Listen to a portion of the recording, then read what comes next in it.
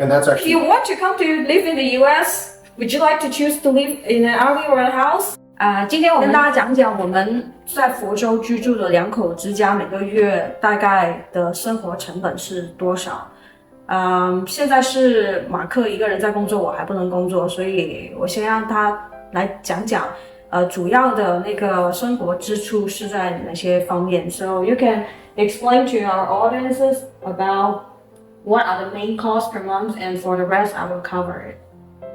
okay. So for main costs per month, the biggest one is with anybody. It's the mortgage for the house. For us, for this property, it runs us $2,600 per month, and then you have the tax on top of that, which is $4,000 a year, which kind of comes out to about $330 a month. Yeah, that's for the house. And then we have the insurance on the house, which is about $400 a year. So that's $30 bucks. It's not that much. Yes, it's all for the house, mortgage, tax, and insurance. 基本上就这三部分组成房子的那个支出。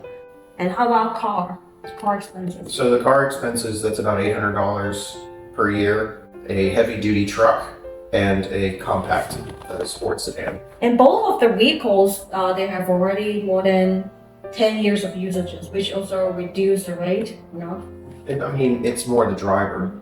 So driving experience. If you're a new driver, like as soon as you get your driver's license, then the insurance rate will go up. And then as you build more driving experience, they will lower the rate progressively over time.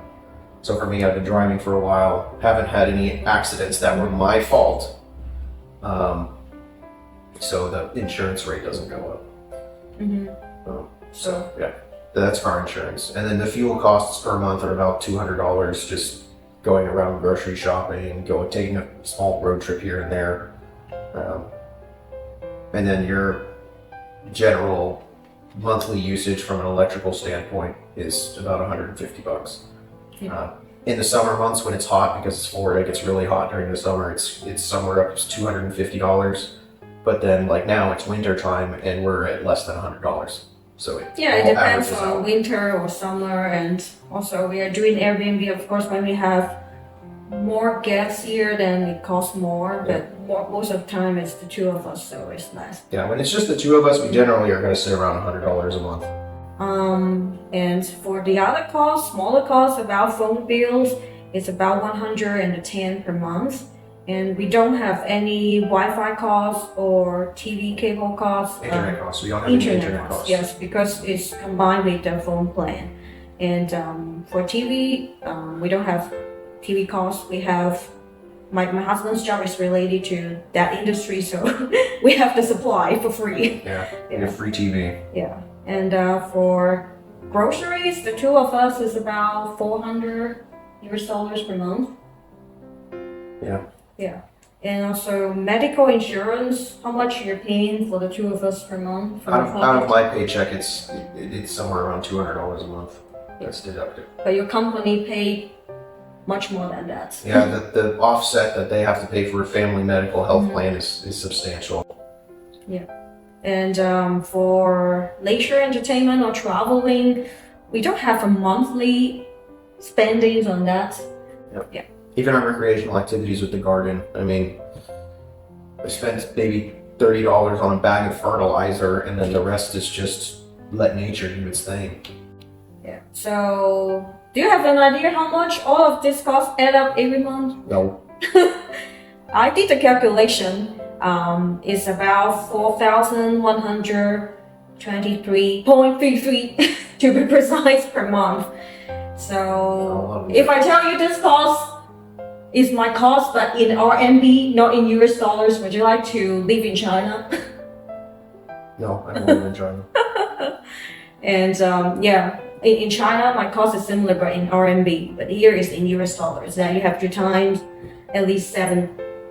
How about when you live in RV, it's much lower. At least you don't have to pay. When I lived in an RV, it was next to nothing. It was the cell phone bill, which was $110. Yeah. And then the fuel costs were higher because I'm moving around all the time. So that went from, what do we do now, 200?